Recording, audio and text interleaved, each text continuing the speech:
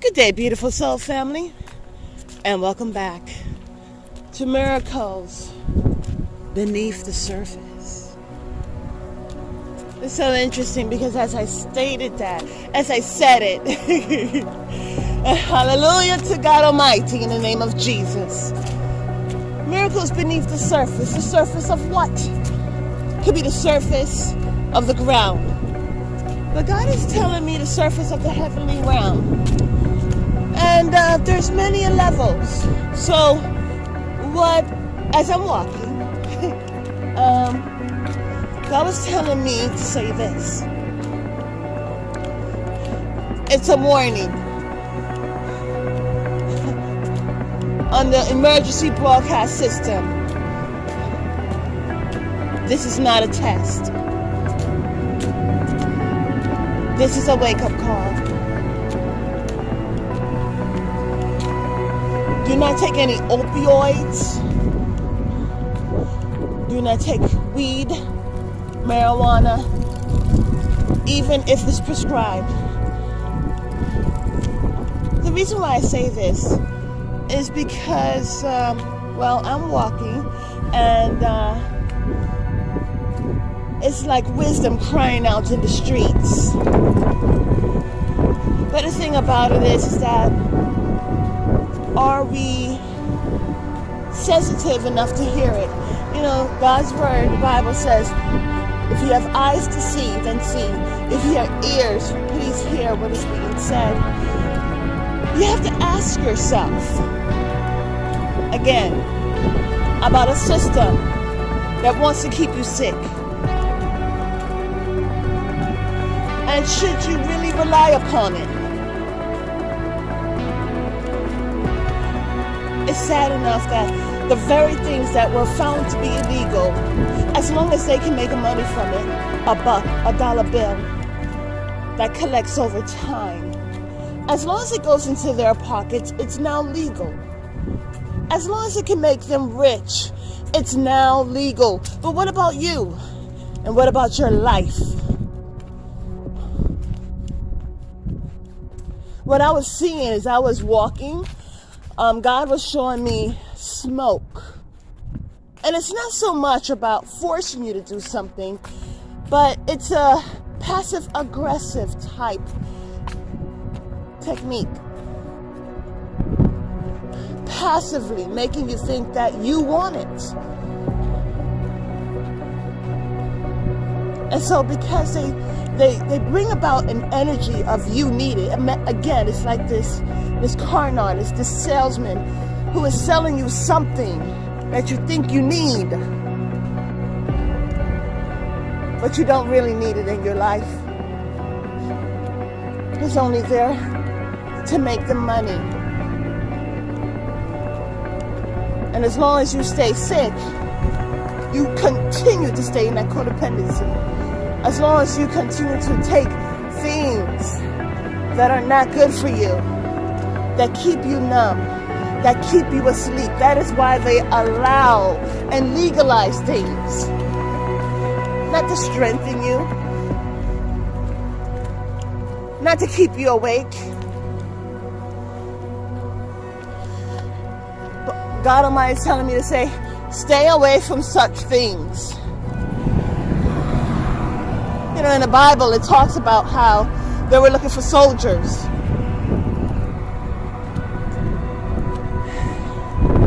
And one of the things that he was looking for was those who were lapping the water. You know, there are going to be things that we thirst and hunger for. There are going to be pains that we want to be numb. But we have, hallelujah, the Holy Spirit, where God says, if you ask for the Holy Spirit, I will give you in abundance. One of the fruits of the Holy Spirit is long-suffering. How to endure. And this world will not give you that type of fruit. They want you numb when you need to be awake. The ones that lapped the water were the ones that were picked to fight to the battle. Don't be the ones caught putting your head so far in the water that you don't see what's going on. In New York City, of which I'm from, they would state that they're doing certain type of experiments, you know, to protect the people. This reminds me of a dream that I had like last year. I think the year before that, actually.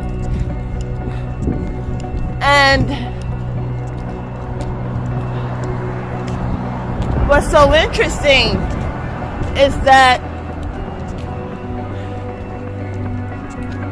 it's happening. So, a dream that I had, or a nightmare, was about how the scientists were working with reptilians. And the scientists were botanists. There's different types of scientists. And so not only were they making seeds, but, you know, what's so interesting is the scientists and it was a botanist, a scientist, which is a type of scientist, but there was someone else. I can't remember. Anyways, it was a scientist, a botanist, and a reptile. Anyways, the scientists were taking orders from these reptilians. And in their labs, they were making different things. Oh, the next one, the third thing, because it was 3. So it was the plant itself. It was a botanist, which is AKA scientist. And then it was a reptilian. And so the botanists, they were studying a plant. They weren't studying the plant to understand the beauty of it. They were studying the plant to see what it produced, to see how it was affected. They will introduce different things to this plant to see what, you know, how it can manipulate the plant to produce what it wanted, and that was the reptilians. And then once they got it, and the plant could no longer produce, then they discarded the plant. Now, what's so interesting is I was the plant. I don't want to say I was the plant, but I felt what the plant was going through. And what's so interesting, I have another channel called On Another Level Ministry.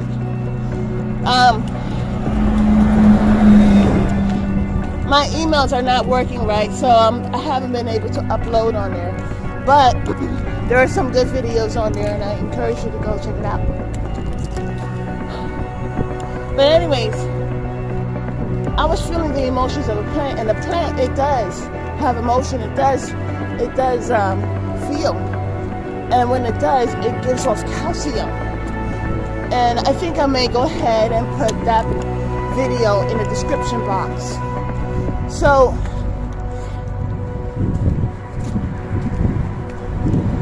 the thing about it is that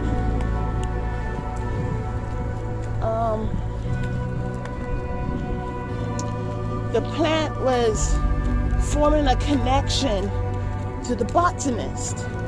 But the botanist always had a mask on his face, so couldn't really determine the true emotions of the botanist. The botanist was pretending to be the plant's friend, but it was always introducing drugs to it and keeping it asleep. So the botanist became comfortable. Not the botanist, the plant became comfortable. But then, as the plant couldn't produce anymore, the plant was discarded. Now, as the plant was discarded, it was still very much alive. It was weak, and it was out of its norm, but it was very much alive. And what was so interesting is that the botanists were just as wicked as the reptilians. And so the botanist only showed its emotions, true emotions, to other botanists. But it was using the plants. I know it sounds weird, but here we go. Here's how it's coming about. The fumes. They were introducing fumes, introducing different drugs to the plant, and it kept the plant unawares. At times, it kept the plant asleep. And at times, it wasn't even realizing what it was producing, because it was manipulating the cells of the plant to produce what it wanted. And so, children of God, especially, everyone, please do not get caught up in the fumes. I speak about carbon monoxide and carbon dioxide and how its symptoms are the same. Please do not get overtaken by such things. You may think it's from the earth, but there are a lot of plants that are of the earth, such as poison ivy, right? But we stay away from that, right? When the system of the world tells you to do such things, legalizes it, makes it easy. Nowadays they have different business setups where you can use drugs, and you have to say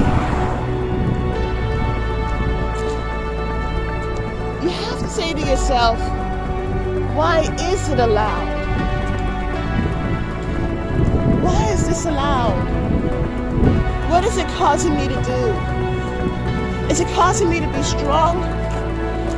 Or is it causing me to be numb? May this message help you out, beautiful soul family. If you know someone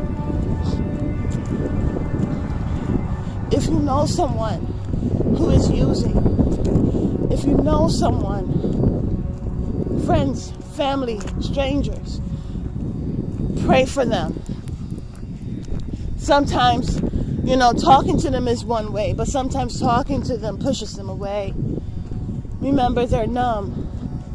But prayer, hallelujah, cuts deep. And so, beautiful soul family, this is what we must do. We must pray for the people we love. Pray for the people that we know and don't know, because this battle is for real. It's not so much about forcing it upon you, but it's allowing you to take it into your home, allowing you to smog the oxygen that's in your temple. And this is why it's so important to utilize self-love, self-care, self-nurture. This is why it's so important to be awake. So, beautiful soul family, I hope this message helped out in some way, shape, or form for you, friends, family, strangers, those who are unaware. You may look at somebody and say, well, I'm waiting for somebody else to come fix the situation. But the thing is that God sent you. Have a beautiful and wonderful day. God bless.